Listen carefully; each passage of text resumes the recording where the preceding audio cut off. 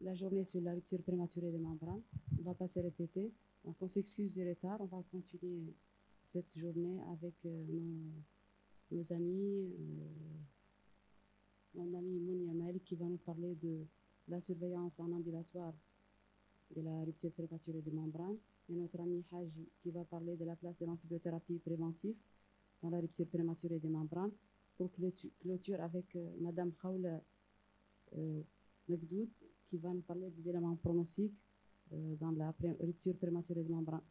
Sans tarder, on va commencer par mon ami Mounia, qui est le témoin de mon parcours depuis les années 2000. Donc, le sujet de la rupture prématurée des membranes était en 2000 mon sujet de thèse.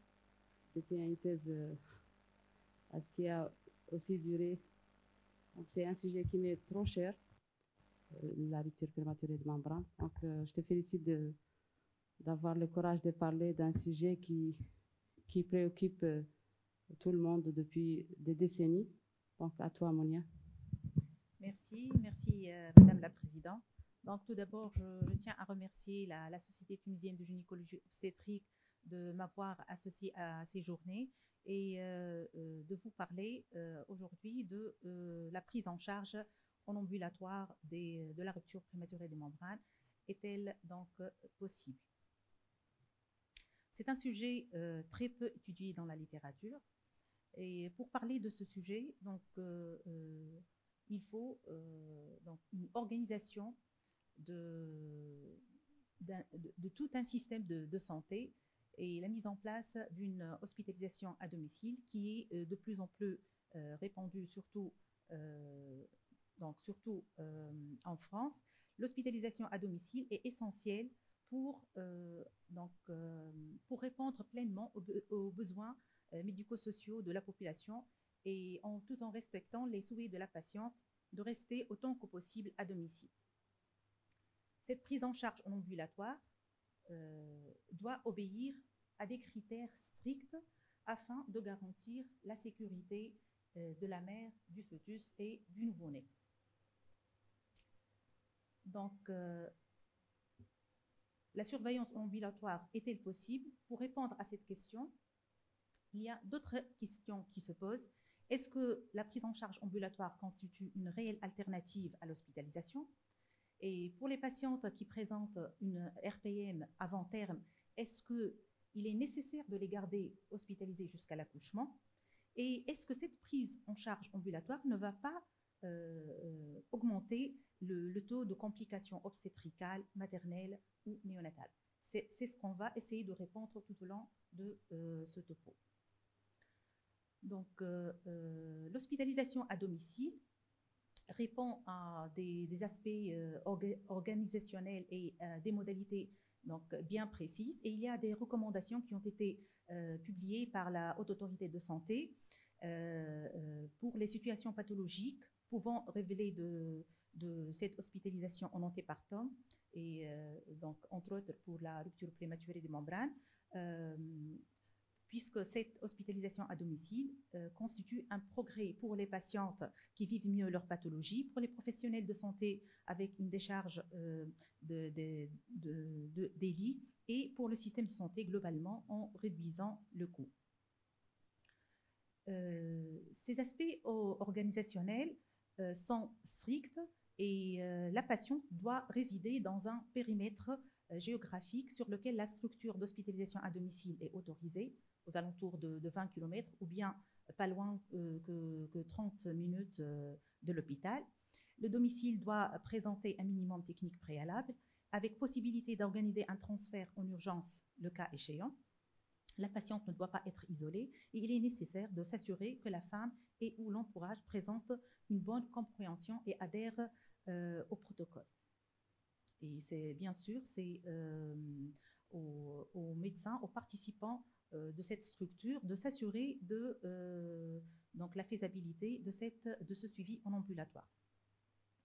Aussi, il faut que la patiente accepte son hospitalisation et sa surveillance en ambulatoire.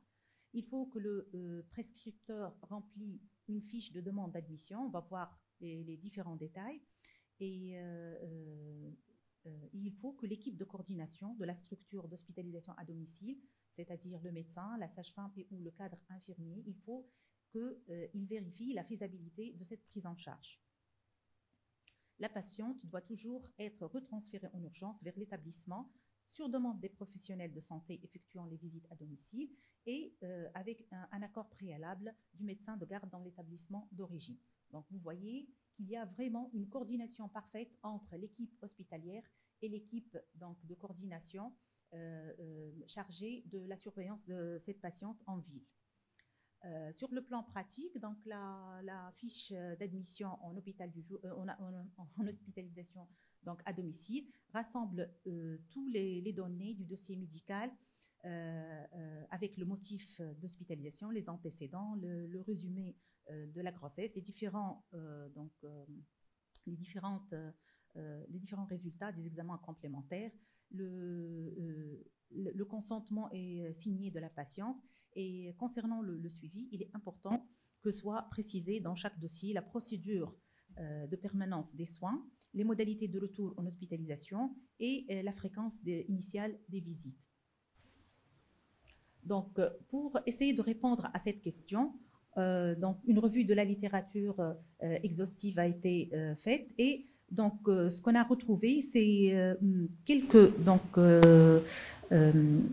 études qui ont été publiées, une seule revue Cochrane qui englobe en tout deux études prospectives randomisées et donc une ou deux mises à jour. Donc, vous voyez, j'annonce tout de suite que la majorité des études sont rétrospectives, peu nombreuses, avec des séries hétérogènes, un faible effectif. Ces études, dans la majorité des cas, sont monocentriques avec, on va le voir, variabilité dans les critères d'inclusion, la définition des issues, les protocoles pour la prise en charge. Donc, dans la majorité des cas, ces études sont des publications des résultats rétrospectifs de protocoles de service. Et bien sûr, ces protocoles, ces fonctions donc des services, il y a des protocoles qui sont très restrictifs et d'autres qui sont plus permissifs. Et aussi, il y a le biais en faveur de la sélection des patientes à plus bas risque pour être prises en charge en ambulatoire. Donc, de prime abord, les bénéfices de la prise en charge ambulatoire qui sautent aux yeux, donc c'est un coût moindre, c'est le respect de la psychologie de la patiente avec moins de stress, mais beaucoup d'obstétriciens évoquent le risque surtout d'accouchement dans une maternité de niveau non adapté et le risque de complications obstétricales sévères à type d'HRP, qui est de l'ordre, donc sa survenue de l'ordre de 5 à 10%, ou bien une procidence du cordon qui nécessite normalement une prise en charge immédiate en milieu hospitalier. Mais la vraie problématique réside dans le choix des critères d'éligibilité.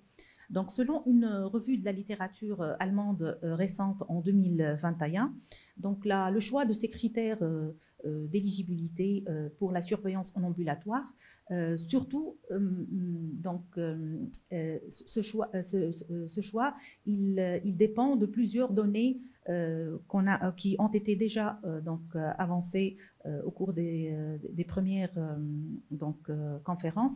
C'est surtout la période de latence, qui est inversement corrélée à l'âge gestationnel. C'est les données cliniques et paracliniques qui font le diagnostic d'infection intra-utérine, les données de l'examen clinique avec l'ouverture cervicale et la longueur cervicale à l'échographie. Et cette revue de la littérature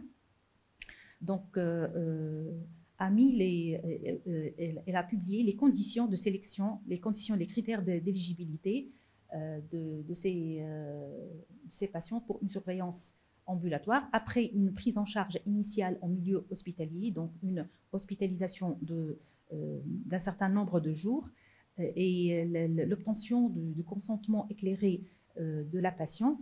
Les impératifs, c'est d'avoir l'évidence de l'absence d'infection intra-utérine et l'évidence d'une stabilité clinique, effectivement, pour ne pas avoir la surprise donc d'envoyer la patiente à domicile et elle accouche donc dans un milieu inapproprié. Donc d'après cette revue de la littérature, donc 11% jusqu'à au maximum 23% des patientes sont éligibles à être prises en charge avec une surveillance en ambulatoire. Effectivement, parce que la majorité des patientes, ça a été bien dit, donc 56 à près de 80% des patientes accouchent dans les 7 jours suivant la rupture prématurée des membres. Donc, on va essayer de revoir ce que dit la littérature concernant ces différents critères d'éligibilité. Donc, concernant l'hospitalisation initiale, il est raisonnable de proposer une hospitalisation pour les premiers jours suivant la rupture, un minimum de 48 heures, en se basant sur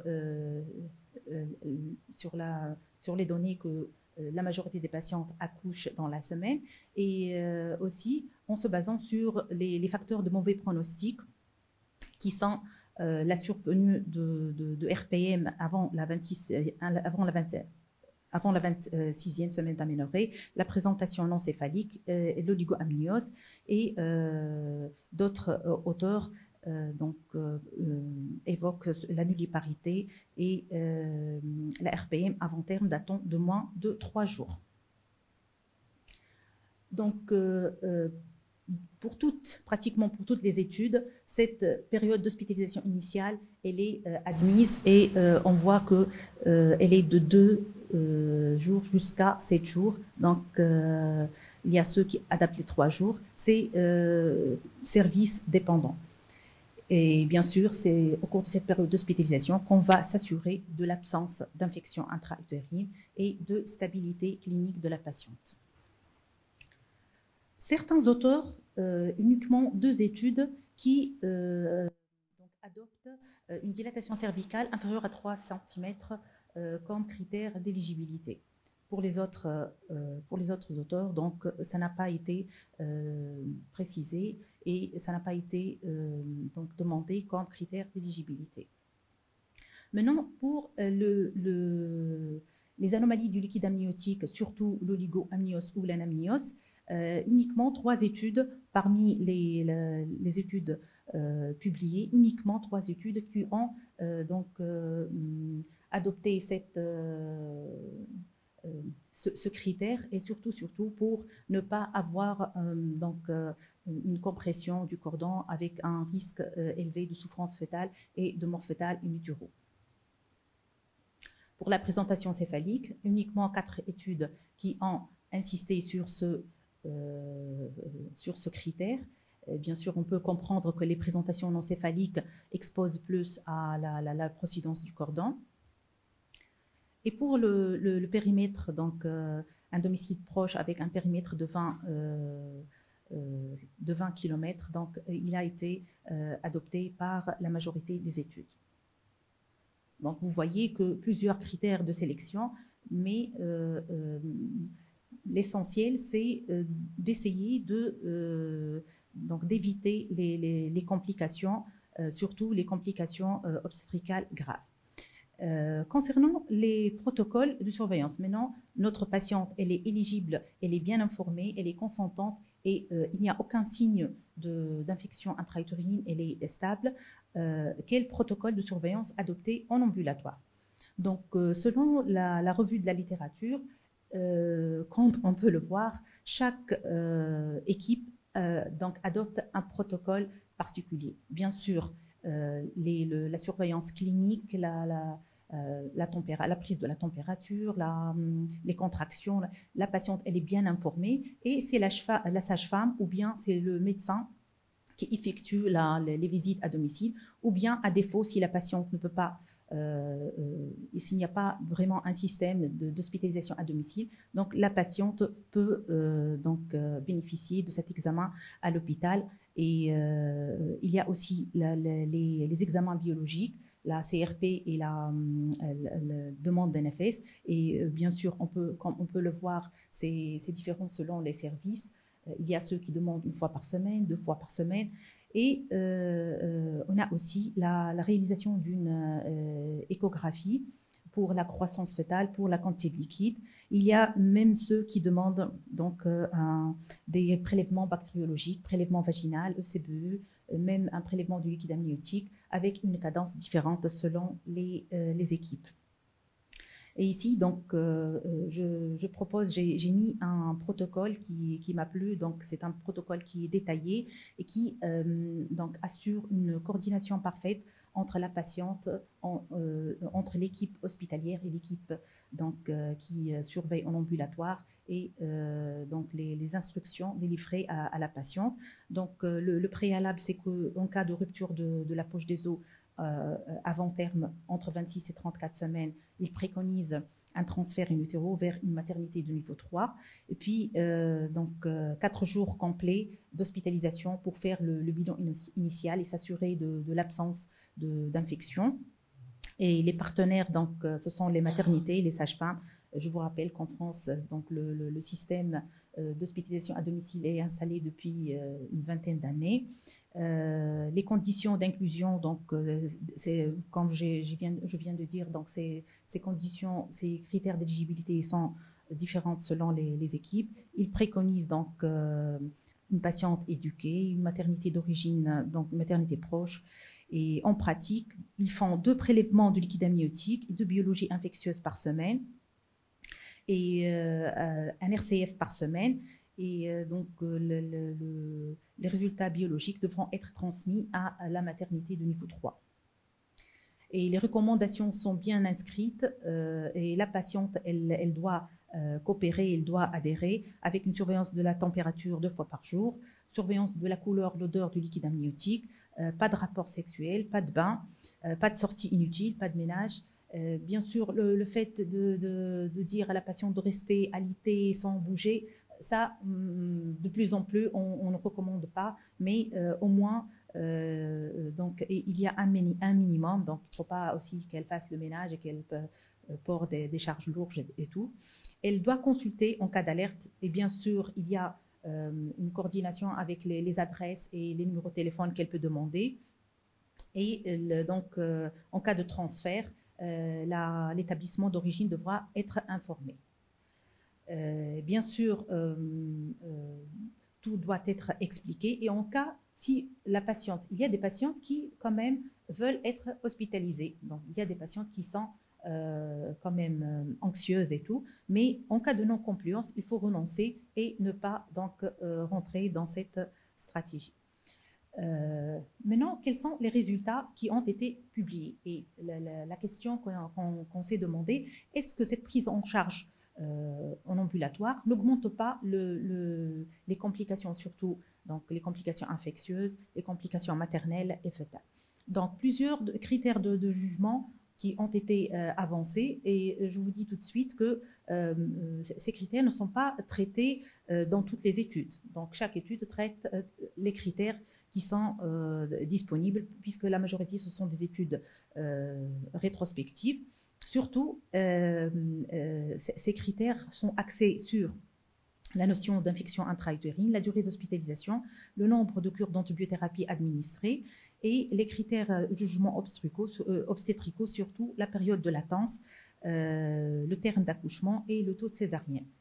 Les critères de jugement néonataux, donc plusieurs critères primaires et secondaires, c'est surtout le risque de décès de sepsis néonatale et les risques surtout liés à la prématurité. Et les critères de jugement secondaires, surtout le poids fœtal et le taux d'hospitalisation. Donc, j'ai essayé de résumer ces résultats en des tableaux pour être facilement lisibles. Pour le devenir obstétrical, donc, on voit très bien sur les séries les plus anciennes, on voit que, d'ailleurs pour l'effectif, donc on voit que ce sont des séries de petits effectifs. Pour la période de latence, donc dans cette revue de la littérature, on remarque bien que il y a ce qu'on dit de prime abord, on se rend compte qu'il n'y a pas une infériorité de cette prise en charge en ambulatoire. les premières études, il n'y a pas de différence statistiquement significative. Et pour les 2 dernières études, donc, il y a une différence significative concernant la prolongation de la période de latence entre la survenue de l'RPM et l'accouchement. La prolongation de cette période de latence, elle est significative sur le plan statistique en faveur de la surveillance en ambulatoire.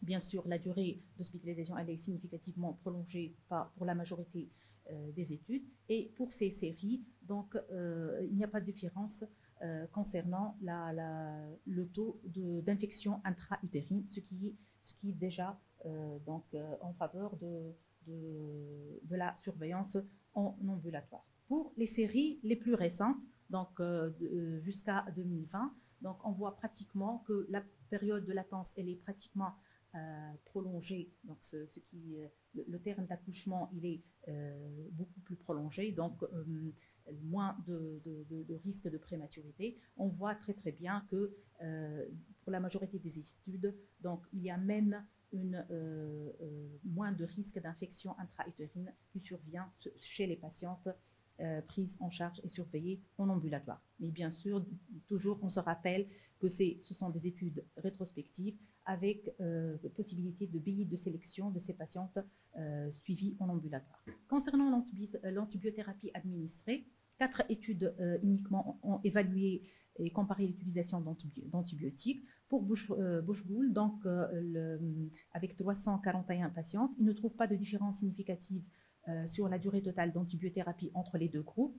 Et pour les 3 autres auteurs, donc, ils ont montré que les patientes suivies en ambulatoire reçoivent significativement moins d'antibiotiques, et il explique ça par le fait, bien sûr, que l'hôpital, c'est un milieu de transmission des germes, et leur surveillance en ambulatoire, elle expose moins à cette transmission. Et dans ces 4 études, on ne trouve pas plus d'infections intra-utérines chez les patientes suivies en ambulatoire.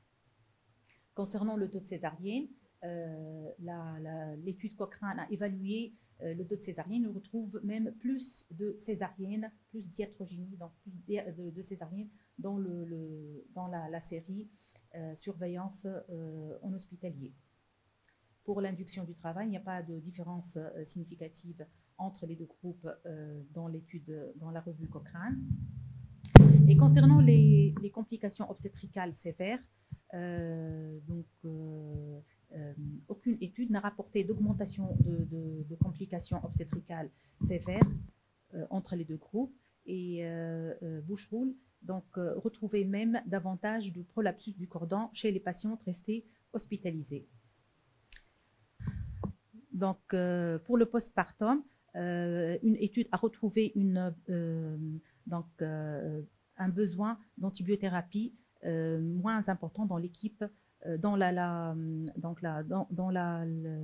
le groupe hospitalisation à domicile. Pour le devenir néonatal, donc, comme je viens de dire, les critères de jugement, surtout le poids fœtal, donc dans les séries les plus anciennes, on retrouve un poids fœtal meilleur, surtout dans le groupe suivi en ambulatoire. Sinon, les autres études ne retrouvent pas de différence significative, mais surtout, il n'y a pas de différence concernant la survenue de sepsis néonatale et de mortalité néonatale. Dans les études les plus récentes, presque toutes les études retrouvent une différence de poids significative en faveur du groupe suivi en ambulatoire.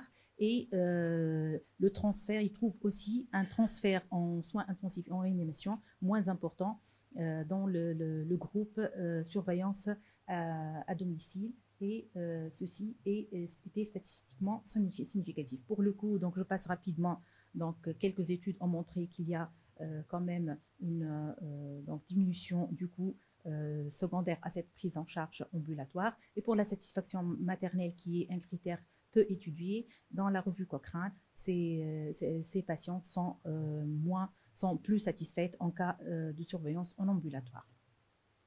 Donc, au terme de cette revue de la littérature, on va voir qu'est-ce que les sociétés savantes internationales, qu'est-ce qu'elles recommandent. Donc, la Société canadienne, le Collège américain, le Royal College et le Collège français. Donc, d'après la Société canadienne de gynécologie obstétrique, Donc, elle ne recommande pas la prise en charge et la surveillance ambulatoire de la rupture prématurée des membranes, mais ils disent que cette surveillance ambulatoire constitue une option acceptable. Et pour le collège américain, il est formel. Donc, cette prise en charge ambulatoire, cette surveillance n'est pas recommandée, vu l'insuffisance des études à haut niveau scientifique. Pour le collège royal, donc la décision de surveillance ambulatoire doit être offerte aux patientes au cas par cas et elle n'est pas recommandée puisqu'il n'y a pas de littérature et de revues solides. Pour la HAS, donc la Haute Autorité de Santé, l'indication d'une hospitalisation à domicile pour les différentes pathologies obstétricales et pour la rupture prématurée des membranes reste à évaluer pour manque de données. Et enfin, pour le Collège français, donc en 2018, cette prise en charge doit intéresser les patientes stables cliniquement après au moins 48 heures et elle est possible avec accord professionnel, bas niveau donc de recommandations et il n'est pas possible de proposer des critères de sélection pour les patientes éligibles à un suivi ambulatoire. Donc, en conclusion, la prise en charge à domicile des patientes ayant rompu les membranes avant terme est une alternative relativement récente dans l'histoire de l'obstétrique. Cette prise en charge après une surveillance hospitalière initiale semble possible lorsque les patientes sont bien informées et bien sélectionnées. La réalisation d'autres études prospectives, multicentriques et randomisées est nécessaire afin d'en tirer des recommandations à plus haut niveau de preuve. Je vous remercie. Merci, Dr Malek, pour cette belle présentation. Il y a trois conférences qui ont à peu près le même sujet. On va peut-être donner la place à une ou deux questions maintenant, rapidement, le temps que le collègue d'après s'installe, et on reprendra éventuellement une discussion globale des trois communications ensemble. Y a-t-il des... Oui, madame.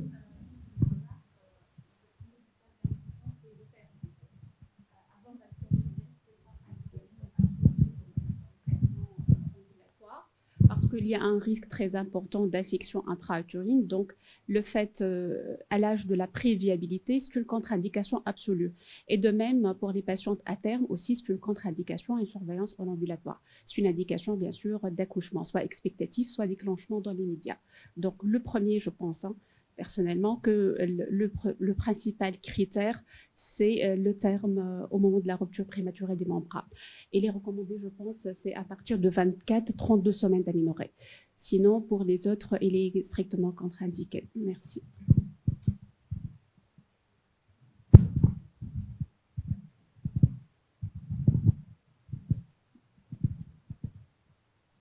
Merci.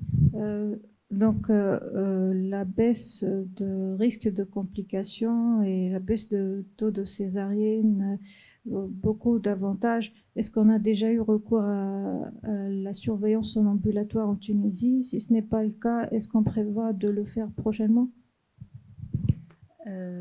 Comme vous avez remarqué, donc en préambule, donc j'ai annoncé que vraiment il vaut mieux avoir une structure d'hospitalisation à domicile avec une coordination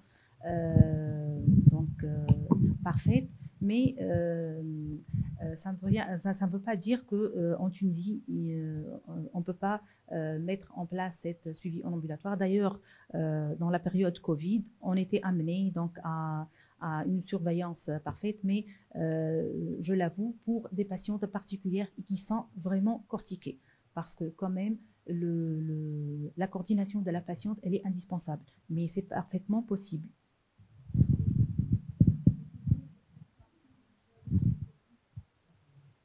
Normalement, il n'y a pas eu de complications sévères ou bien plus d'infections et tout. Le problème dans ces études, ça paraît séduisant, les résultats paraissent prometteuses, mais le problème c'est que ce sont des études rétrospectives et ça peut cacher donc des biais en faveur de cette. En tout cas, les sociétés savantes internationales ne recommandent pas. C'est au cas par cas. Merci.